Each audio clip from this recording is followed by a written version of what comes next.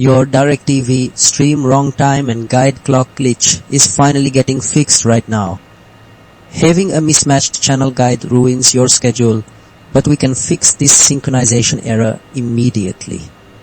First, we need to power cycle your streaming device by unplugging it from the wall for 30 seconds to clear the system memory.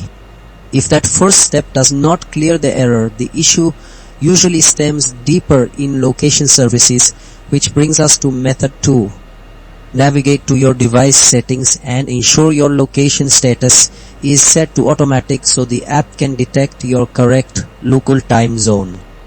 If the clock is still showing the wrong hour, a corrupted cache is likely blocking the update. Go to your application manager, select the streaming app, and click Clear Cache to wipe out those broken temporary files. Finally, if the glitch persists, check your device app store to ensure you are running the latest software version, since outdated builds cause severe interface bugs.